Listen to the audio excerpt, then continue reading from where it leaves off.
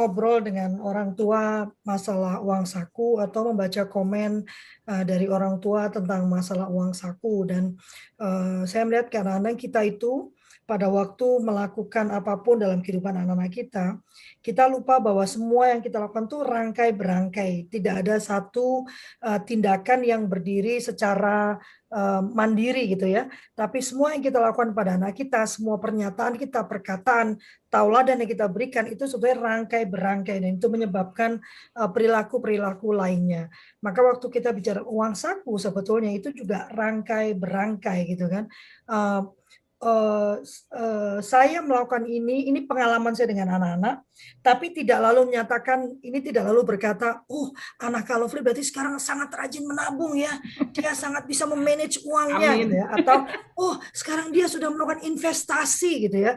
Puji Tuhan anak saya itu anak biasa-biasa saja gitu, dia bukan indigo, dia bukan bukan itu bukan apa itu teh yang sangat CIBI. cerdas gitu, pokoknya yang Istimewa, luar berbakat biasa atau istimewa. seorang pengusaha muda gitu ya. Enggak, anak saya adalah anak yang bahagia saja dengan hidup dia, dengan apa yang mau dia lakukan gitu kan, dengan dirinya itu saja dan hanya itu memang yang saya inginkan waktu saya membesarkan mereka. Nah, dan ini juga bukan hasil temuan Lovely, harus disclaimer dulu ya karena tidak boleh ya. Tapi pada saat anak saya sudah masuk ke usia-usia di mana dia sudah bisa saya ajak berdiskusi tentang angka, saya nggak bicara uang ya, tapi bicara diskusi tentang angka, maka saya mulai berpikir apakah uang saku itu perlu untuk mereka gitu ya. Dan apakah karena saya tidak mau apapun yang saya lakukan ternyata tidak bermanfaat untuk mereka atau malah mungkin berdampak buruk untuk mereka gitu. Jadi semua apa yang kita lakukan itu sebaiknya kita melihat apakah yang akan kita lakukan itu punya dampak positif untuk mereka, bermanfaat nggak untuk mereka sekarang dan di masa depan, atau malah jangan-jangan tampak bagus di saat sekarang, tapi punya dampak yang sangat negatif bagi anak kita di masa depan. Kemarin saya ngobrol dengan Dokter Tri Gunadi ya. Nah, mungkin Dokter Bagus bisa memperkuat nanti. Beliau menyatakan bahwa saat ini jumlah ABK itu meningkat, anak berkebutuhan khusus itu meningkat. Dia bilang itu. Namun kasusnya jadi ringan kata dia. Tapi yang mengerikan menurut beliau, anak ABK ini bukan karena brain damage, yang brain damage menurun karena pengetahuan sudah meningkat, semasa bayi kan gizi ibu hamil meningkat, tapi kebanyakan justru karena salah pola asuh. Ini kan ngeri kan? Lebih ngeri, betul. Ya kan? Karena salah pola asuh gitu kan, sehingga banyak sekali anak-anak yang mengalami punya kebutuhan khusus gitu. Banyak sekali kemarin kita ngobrol dan saya ternganga gitu kan. Banyak dari kita nanti banyak dari itu yang mau saya sampaikan ya. Nah terkait dengan uang saku, saya waktu itu memberikan uang saku. Beberapa yang mau saya ajarkan ternyata adalah uang saku itu penting untuk anak punya sense bahwa dia punya uang keluar masuk. Itu. Karena ternyata yang saya baca itu kalau dulu kan saya waktu kecil saya punya uangnya itu waktu lebaran. Iya benar sama. Ya kan? Angpau ya Angpau kalau ya. teman-teman. Semua yang kak paman, bibi ya, nenek-nenek, kakek-kakek semuanya memberikan angpau ya. Jadi tiba-tiba saya merasa kaya raya. Uang saya banyak sekali. Kesalahan berikutnya, biasanya orang tua kita, saya juga termasuk yang berdosa ya, uang ampau itu lalu kita pakai bukan untuk anak, tapi kamu sini, mama pinjam dulu, mama mesti bayar ini dulu, sini uang kamu anak kecil mau tahu buat apa uang gitu ya. Nah ternyata dan kita melihat udah nggak apa-apa, dia nggak perlu uang kan semua sudah kita sediakan, makan udah ada gitu kan, sekolah diantar ya kan, nanti di sana dibawain makanan kecil. Jadi waktu saya sekolah dulu pagi itu saya sudah sarapan, minum susu, makan gitu kan. Lalu setelah itu saya pergi ke sekolah diantar, dibawakan bekal, ada minum, ada roti untuk makan siang. Nanti siang itu dijemput sehingga nenek saya, karena waktu itu saya dibesarkan oleh nenek saya tidak melihat ada perlunya saya pegang uang. Karena semua sudah disediakan. Sehingga saya punya uangnya itu hanya pada waktu lebaran itu tadi. Ya kan? Dan apa yang terjadi dengan saya? Karena ada ancaman quote unquote uang saya itu akan dipakai oleh ibu saya atau bapak saya gitu ya, untuk keperluan-keperluan lainnya gitu. Saya lalu ingin uang itu segera habis. Ya, segera habis untuk yang saya mau. Itu ya. Jadi saya tidak punya sense bahwa uang itu harus dikelola. Karena uang itu datang, ya kan, dan tidak tahu lagi kapan datangnya. Saya hanya memuaskan kesenangan saya. Saya pengen beli ini, saya beli itu. Jadi sudah banyak mau beli ini, mau beli itu, mau beli itu, mau beli gitu kan. Dan setelah saya punya anak, saya jelas tidak ingin anak saya mengalami itu kan. Dan ternyata salah satu tools yang paling tepat itu adalah uang saku. Jadi uang saku itu bukan pengganti kewajiban kita. Karena banyak orang tua yang memberikan uang saku supaya dia tidak perlu lagi menyiapkan makan siang. Ya, banyak orang tua yang ini uangnya nanti kamu beli makan di warung sana saja. Mama nggak punya waktu untuk masak. Ya kan? Nah, ini satu tindakan kecil itu implikasinya besar. Kita tidak bisa memastikan gizi yang masuk ke anak kita. Ya, kalau kita tidak menyediakan makanan dari rumah. Ya, jadi ini bukan masalah wah ibunya keren ya bisa masak gitu ya. Saya sendiri tidak senang memasak gitu ya. Saya sendiri tidak senang memasak. Cuman ini yang mau saya tekankan pada saat kita sudah menjadi orang tua, kita tidak lagi menjadi diri kita, tapi kita menjadi diri terbaik kita karena semuanya adalah untuk kepentingan terbaik anak gitu kan. Saya nggak suka masak, tapi saya menyadari kalau semua makanan itu didapat dari luar, maka paling tidak saya tidak bisa mengendalikan apa itu teh penyedap rasanya ya. Saya tidak bisa mengendalikan penyedap rasa. Tadi pagi Dokter Bagus bicara tentang omega 3, bicara tentang suntikan di ayam segala macam itu. Kalau saya membeli di luar, sudah pasti kita kalau membeli di luar, para produsen itu akan memilih opsi yang termurah sehingga dia bisa menjual murah dan mendapatkan keuntungan. Nah, opsi yang termurah itu jelas bukan yang kita mau dari untuk anak-anak kita gitu kan. Ayam beli yang paling endut yang paling sering disuntik gitu kan supaya cepat gitu kan, dan itu yang paling murah gitu kan. Nah, itu yang juga sesuatu.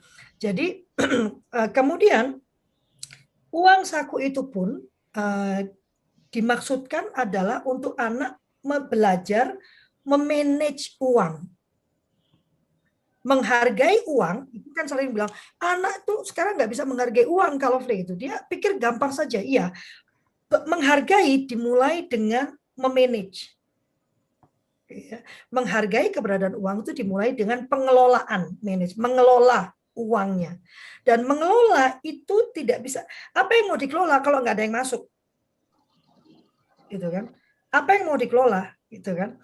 Satu. Yang kedua, mengelola itu artinya bukan kita yang menentukan berapa yang mau dia kelola, tapi anak dilibatkan. Nah, ini yang penting sehingga dia tahu berapa kebutuhan dia sebetulnya. Dia tidak bicara tentang nafsunya, tapi dia mulai kita ajarkan berpikir secara kritis. Tadinya saya bingung antara uang saku atau mau bicara tentang membiasakan berpikir terstruktur ya. Karena ada dua hal, tapi saya pikir di awal-awal membiasakan berpikir terstruktur berat banget tuh judulnya kan. Jadi saya pilih uang saku. Tapi sebetulnya dari uang saku pun kita membiasakan anak berpikir terstruktur. Yang biasa saya lakukan pada saat kapan saya memulai itu, karena anak saya sudah saya biasakan berkomunikasi secara terstruktur sejak dia bisa berbicara. Bahkan sebelum dia berbicara, jadi memang saya ini ibu yang aneh. Bahkan waktu bayi pun saya berbicara seolah dia itu sudah bisa menjawab dan berpikir seperti saya yang saya pikirkan. Jadi saya akan bilang, kita makan ya kakak ya. Masih bayi nih dia masih cuma bisa nendang-nendang kan. Kakak waktunya minum susu ya. Minum susu supaya sehat ya. Nanti kalau sudah minum susu kakak kita main lagi ya. Tuh minumnya enak ya, susunya enak sekali, gimana rasanya? Enak ya, dia tidak bisa menjawab. Tapi saya terus berbicara dengan dia itu dulu. Saya baru tahu sekarang kan kalau ternyata tuh langkah yang benar. Kalau dulu saya di prolog ya, dibilang mana bisa nanti belajar ngomong, mamanya ngoceh melulu, nggak sempet juga anaknya ngomong gitu kan. Ternyata pembicaraan saya dengan dia dengan bahasa yang tepat, dengan struktur bahasa yang benar, itu rupanya menjadi pemancing dia untuk kemudian nanti bisa menyusun bahasanya gitu ya. Dan terus terang itu memang saya baca di buku ya, kenapa saya berbicara dengan bahasa yang baku gitu. Jadi waktu kecil saya tetap berbicara dengan bahasa yang baku karena kami sudah memilih bahasa yang kami gunakan adalah bahasa Indonesia. Bahasa ibu yang kami pilih adalah bahasa Indonesia. Nah, setelah dia bisa diajak berbicara lebih kompleks ya, biasanya kalau anak saya itu mulai mendapatkan uang saku itu umur 6-7 tahun. Kalau waktu masih 5-6 tahun biasanya saya lakukan kalau kami pergi ke supermarket, saya akan beri mereka jatah. Jadi mulai dari 5.000 ya. Ini mama ada 5.000, silahkan membeli apa saja yang kamu mau dengan harga 5.000. Tapi Bapak Ibu sekalian, di usia 6 tahun, anak saya sudah tahu apa yang boleh dan apa yang tidak boleh. Ya, jadi ini ada rangkaiannya ya, enggak langsung saya mengatakan silakan terserah mau beli apa. Lalu dia membeli makanan-makanan yang tidak sehat ya. Karena anak saya yang besar itu punya asma yang parah. Jadi kalau dia makan makanan misalnya kayak apa? Snack itu ya yang penuh dengan vetsin itu ya, penyedap rasa itu, dia akan langsung kumat sesak napasnya. Sehingga dia tahu itu makanan yang tidak boleh dia makan, bukan karena mama tidak mau, tapi dia tahu dampaknya dia akan sesak napas. Jadi saya akan berikan satu persatu. Dia juga tahu bahwa kalau kondisi dia agak batuk, maka coklat itu tidak boleh. Jadi di usia 6 tahun anak saya yang pertama itu sudah tahu makanan apa saja yang berbahaya untuk dia. Gitu ya. Jadi dia sudah terbiasa karena kita tuh konsisten. Pada saat dia sehat itu boleh. Kalau dia sudah kelelahan, saya sampaikan kakak, ini tidak boleh karena kakak capek kan. Nanti dampaknya kakak akan mengalami sesak napas karena kalau kamu capek, maka alergimu itu lebih rentan ya. Sehingga dia akan lebih sering muncul daripada kalau kakak sedang fit. Nah, jadi memang saya bicaranya begitu ya. Itu anak umur 3 tahun saya ngomongnya begitu. Ya kan? Kalau dia, "Hah? Iya, biar kakak nggak sesel lagi." "Hah? Iya, supaya nggak batuk." Jadi begitu cara saya berbicara ya. Saya berbicara di tingkat yang terbaik, lalu saya turunkan sampai di pemahaman dia. Nanti saya balik lagi yang terbaik, turun sampai dan itu pemahaman dia naik. Ya, pemahaman dia naik. Nanti itu beda lagi ya. Nah, 5.000 itu yang saya perhatikan makin besar anak, pilihan dia berubah. Kalau masih kecil dia cuma mencari kecocokan antara 5.000 tulisan di buku di uang itu 50000, dia cari tulisan yang sama. Jadi dia beli satu barang seharga 5.000 atau mendekati 5.000. Karena lebih nggak boleh. Jadi 5.500 nggak boleh. Ya, kalau 5.000 ke bawah boleh. Jadi jatahnya 5.000. Nanti naik 10.000 nanti begitu ya. Nah, yang saya perhatikan makin besar dia waktu dia sudah mengenal matematika, anak-anak saya bisa memilih karena 5.000 itu bisa mendapatkan satu barang atau dia bisa ambil barang yang 2.500 dapat 2 atau dia bisa beli yang 1.000-an mendapatkan 5. Nah, jadi itu yang saya perhatikan. Anak-anak itu pola berpikirnya luar biasa. Saya nggak pernah bilang, kakak tahu nggak, kalau kamu itu ambil yang ini dapat 5 loh kak. Saya nggak pernah, sengaja saya biarkan gitu kan. Tapi dia sudah belajar matematika lebih tinggi. Jadi dia tahu 1.000 tambah 1.000 tambah 1.000 tambah 1.000 tambah 1.000, 5 kali itu 5.000. Nah, ternyata kemudian berubah dia. Kalau dikasih 10.000, dia beli coklat yang 3.000, 2.000, dan menariknya, dia sisakan 2.000. Lalu saya tanya, kok disisain kak? Karena next trip saya mau beli sampai 12.000. Jadi saya mau simpan 2.000 itu nanti mama kasih 10.000, saya akan punya 12.000 untuk saya belanjakan. Ini menarik ya, padahal saya nggak pernah bilang kamu, karena kita biasa gitu kan, kita kasih uang terus kita bilang jangan dihabiskan ya, kamu mesti menabung, kamu mesti. Saya tidak melakukan itu. Yang saya lakukan, saya beri dia goal yang berbeda dan lebih mahal. Ya, jadi dia berpikir bagaimana goal yang lebih mahal itu bisa tercapai. Lalu bagaimana dengan uang saku? Yang saya lakukan waktu itu, saya duduk dengan anak-anak, lalu saya minta anak-anak menyampaikan, kalau dia punya uang, kebutuhan apa sih? Atau apa kebutuhan yang perlu dia lakukan sehingga dia perlu uang? Ya, sehingga dia perlu uang. Ya. Dan dia biasanya kan menyebutkan, oh aku mau ini mah, aku mau itu, dan disitulah dia belajar bernegosiasi. Saya akan sampaikan kenapa mesti beli itu, kan di rumah sudah ada. Dan ini yang paling penting ya, bahwa di rumah saya sediakan makanan dan snack sehatnya sudah saya sediakan di rumah. Ya, sudah saya sediakan di rumah, sehingga dia tidak perlu membeli makanan di luar. Ya, nah dia lalu menghitung, saya butuh 10.000 satu minggu, karena anak masih kecil itu jangan diberi 1 bulan. Kalau 1 bulan pusing dia, 30 hari itu besar sekali untuk anak. Kita buat kecil-kecil dulu, misalnya untuk 2 hari, tapi tidak untuk 1 hari ya. Karena untuk 1 hari itu terlalu cepat habisnya, dia tidak bisa memanage. Minimum itu seminggu. Seminggu dia menghitung berapa sehari yang dia butuhkan, untuk apa saja. Ya, dan kita yang memberikan ide, misalnya kalau dia nggak kan masih cetek nggak apa-apa gitu, dia akan terus berkembang. Dan itu dilakukan di minggu terakhir, karena setelah dia membuat usulan anggaran, kalau bahasa keren kita tuh kan usulan anggaran, tapi kalau buat dia itu kan usulan uang saku, ya berapa kebutuhan dia.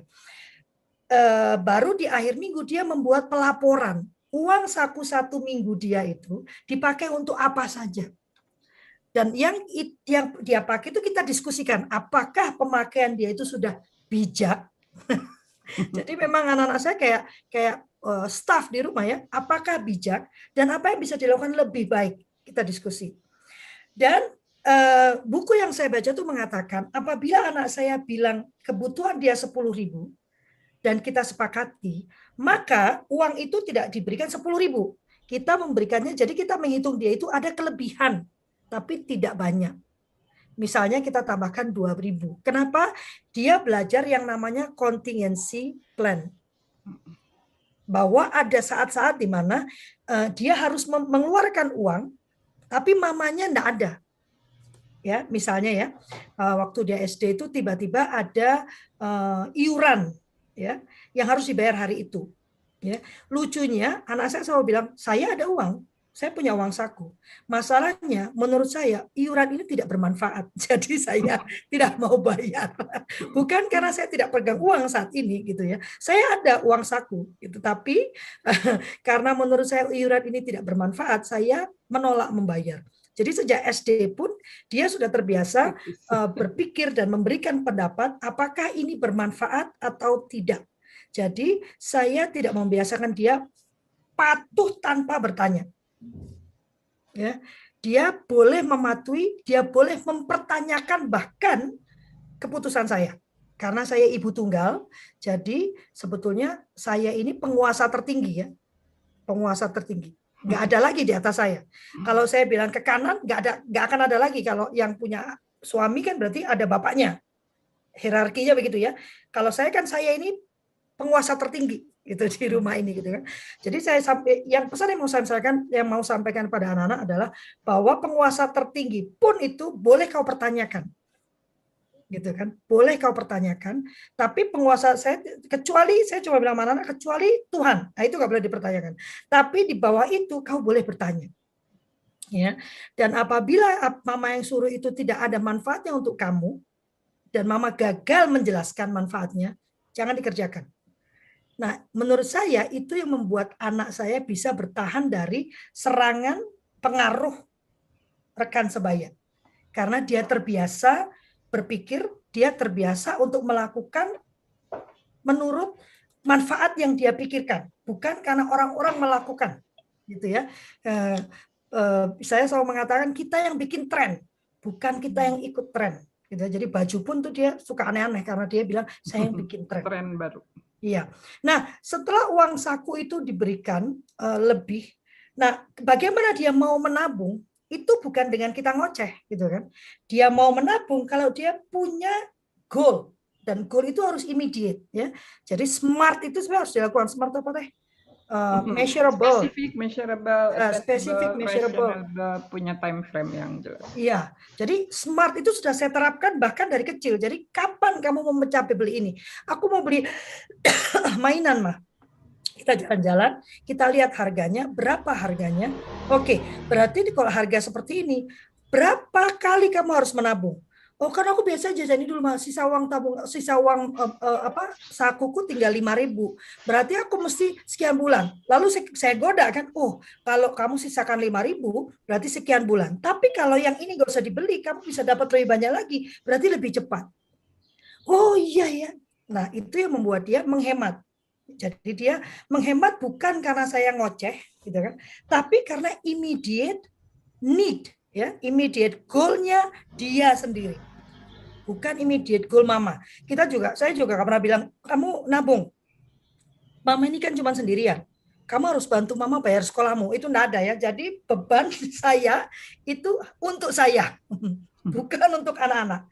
Beban saya adalah menyediakan makan, ya kan, menyediakan uang untuk dia kursus, ya, menyediakan. Tapi uang kursus kita terbiasa duduk bersama. Oke, kakak mau apa? Berapa biayanya? Coba dicari, dilengkapi. Nanti mama akan berusaha mencari dananya. Jadi nggak sadek-saknyet kalau bahasa Jawanya ya. Saat ini juga diberikan ya, tapi selalu ditunda. Saya belajar waktu itu bahwa salah satu cara membuat anak menghargai uang adalah menunda.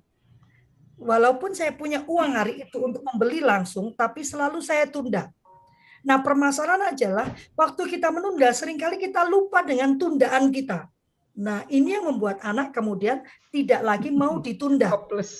Ya, jadi nangis-nangis maunya sekarang karena dia tahu kalau besok itu nggak ada. Kalau orang Jawa itu kalau bilang besok itu bukan besok, tapi bisa tahun depan, bisa tahun depannya lagi, bisa nggak pernah. Pokoknya besok gitu ya. Nah ini yang harus diubah gitu. Jadi saya harus konsisten, kalau saya bilang seminggu lagi, saya catat itu supaya persis seminggu lagi saya membelikan apa yang dia mau.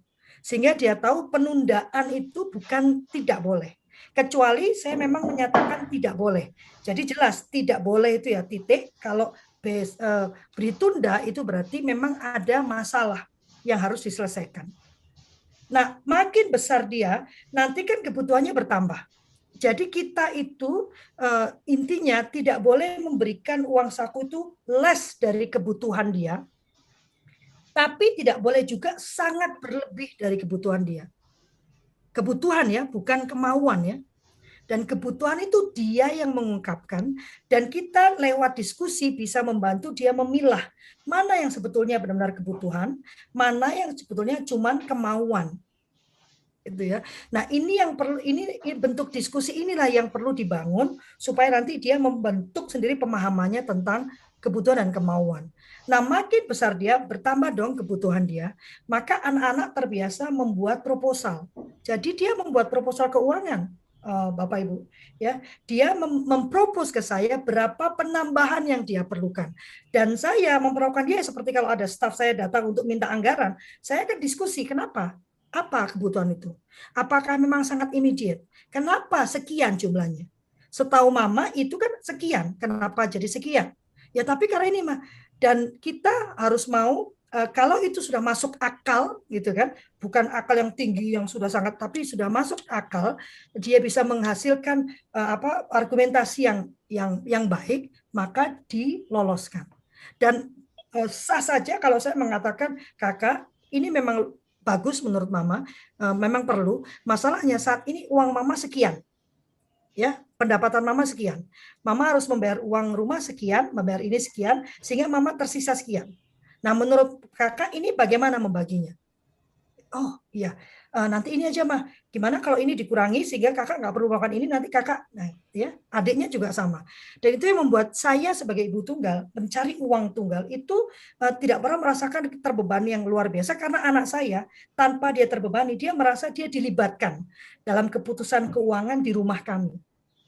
Menariknya pada satu saat saya bangkrut berat ya, saya tidak punya uang sama sekali. Anak saya yang besar itu sudah bekerja. Jadi anak-anak kami itu rata-rata udah mulai menghasilkan uang itu di usia 16-17 tahun. Ya, karena di rumah saya ada peraturan tidak tertulis, setelah 19 tahun dia harus mencoba untuk mandiri.